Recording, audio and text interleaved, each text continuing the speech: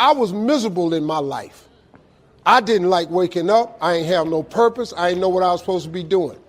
On October 8th, 1985, I walked in a comedy club for the first time. A girl took me down there. She said, "You got to go to a comedy club. You're the funniest person I've ever met."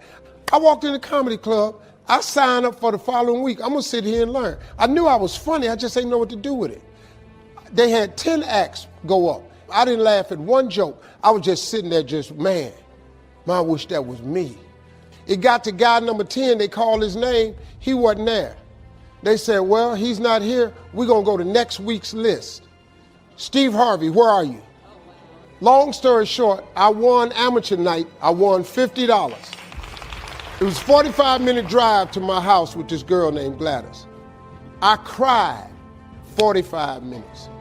She said, "What you crying for? It ain't but $50. I said, No, you don't even understand. I was born tonight. I now know what I'm supposed to do. This ain't your life right here. This life you got right now, this ain't just it. You think this it? God ain't through with you." I don't know what you've been through. I don't know how bad it hurts you. I don't know who this is for, but I came to tell you what you are going through right now is not how your story is supposed to end. The people that are running at their dreams know that it's possible that you can live your dream, that it's necessary, that you're relentless, that you have a plan of action, that you are creative. The people that are living their dreams are the people that know that if it's going to happen, it's up to them. The people that are running after their dream know they're going to have hard times. They keep on running because they're saying within themselves, no matter how bad it is or how bad it gets, I'm going to make it. The people that are running after their dreams are the people that are hungry, that if you want a thing bad enough to go out and fight for it, to give up your time, your peace, and your sleep for it, and if you gladly sweat for it and fret for it and plan for it, and if you simply go after that thing that you want with all of your capacity, strength, and sagacity, if neither cold poverty, famish, or gulf, pain, or body and brain can keep you away from the thing that you want, if dogged and grim, you besiege and beset it, with the help of God, you'll get it. Jot this phrase down. Life and business is like the changing seasons. And then here's the next phrase. You cannot change the seasons. That's impossible. You cannot say, well, I'll take 5 harvest times, no winters, and a summer or 2. You can't rearrange them. So you cannot change the seasons. But make this note. You can change yourself. And by the way, only human beings have this extraordinary ability to make dramatic changes in their life. In America, the goose can only fly south in the winter. He can't fly any other direction. But that's not true with human beings. Human beings can go north. They can go east. Human beings can live one way for 5 years and then tear up that script and live a totally different way the next 5 years.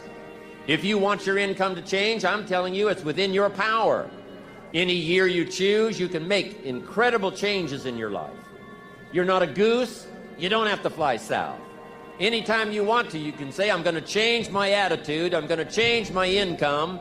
I'm going to do more than I've ever done before. Take on that as your God-given right as a human being to change your life to whatever degree you want it to change. If I can do it, you can do it. There isn't anybody in here that can't do it. Dramatically change the course and the quality of your life. Now here's the 4 major lessons in life to learn. Number 1, learn how to handle the winters. Winter comes after fall. Difficulty follows opportunity. It's been the rhythm of life for the last 6,000 years of recorded history. Now there's all kinds of winters. There's the winter of the season, but there's all kinds of other winters. There's political winters. What a winter that was when the Nazis marched into Prague. What a winter it was when Stalin finally took power in Russia. What a winter it was in Japan back during World War II, one of the longest winters in recorded history. So the winters are going to come. The winter of sickness, the winter of devastation, social winters, economic winters. It's simply called wintertime. But the winters are inevitable. You say, well, Mr. Rohn, what can I do about the winters of life? In World War II, we marched against the winter, and finally the spring came. And that's what I'm telling you. It's possible for you to conquer your winters. But anyway, that's going to come. The winter of a divorce, the winter of a death in the family, some things we can't understand. But here's what we do know. It's possible for us to get through the winter. Here's what's exciting about the passing of time. It takes you through whatever you're experiencing at the moment. Now, how do you handle the winters? You can get better, and you can get stronger, and you can get wiser. There's no winter powerful enough that you cannot of figuring out a way to get through it. Hang on. Make this note. Winter.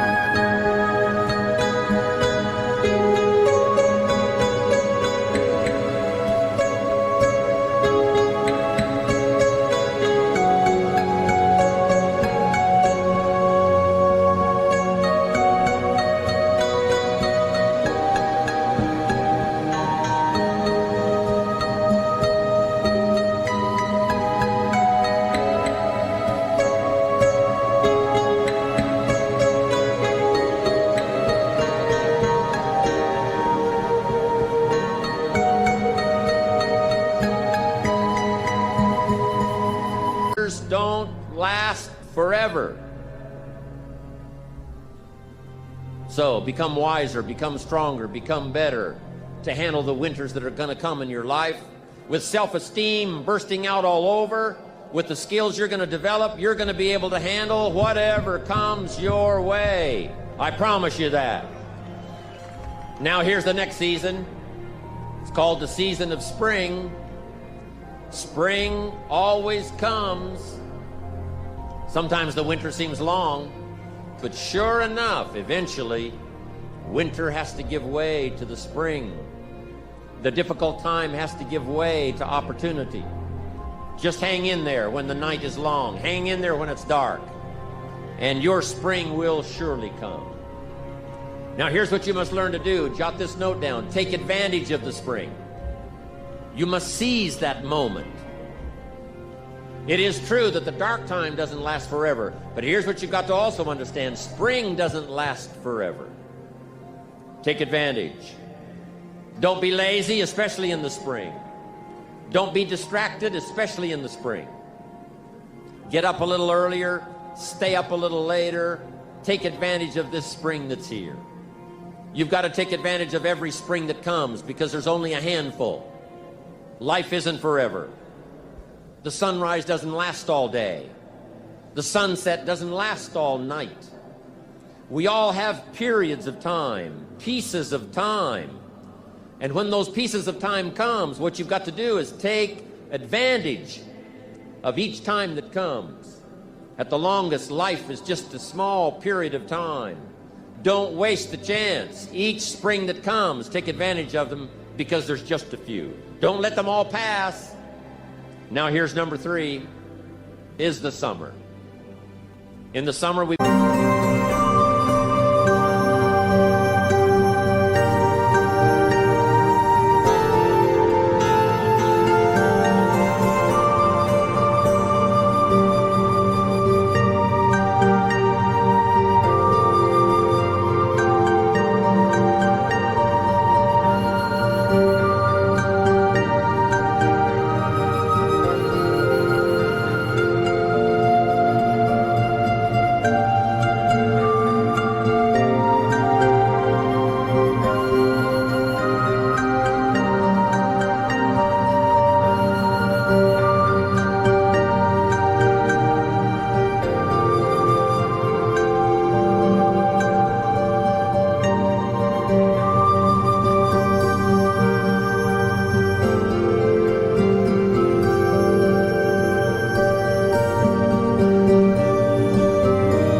two things going for us. One is opportunity, but the other is to watch out for your enemies.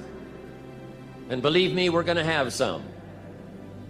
There's going to be people that'll be envious, and they will not be your friends. I'm asking you to stand at the door. I'm asking you, whatever threatens you, threaten it back.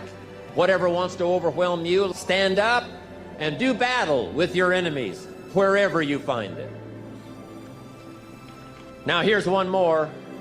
We must also deal with the enemies within ourselves. Make this note. Don't become a victim of yourself. It's possible to become a victim of gossip. It's possible to become a victim of the things that happen.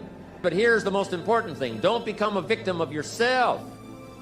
Forget the thief in the alley that's after your purse. What about the thief in your mind that's after your promise? The thief in your mind that says you're too tall. The thief in your mind that says, well, yes, it'll happen to people out in California, but it can't happen way over here on this side of the world. I want to reassure you that you can do it. I want you to reassure you that you can make the decisions. Find some things to do, step at a time, yes. But there isn't anything you can't walk away from. There isn't any challenge you can't overcome. Now here's the last season. It's called the season of harvest. After the long summer, we've been disciplined. Then, as one writer said, in due time, your harvest will come. And I want you to have that same opinion. Your day will come. Your harvest is sure. And then you'll be able to say, by gosh, the hard work has paid off. The lonely nights have paid off. And my harvest has finally come.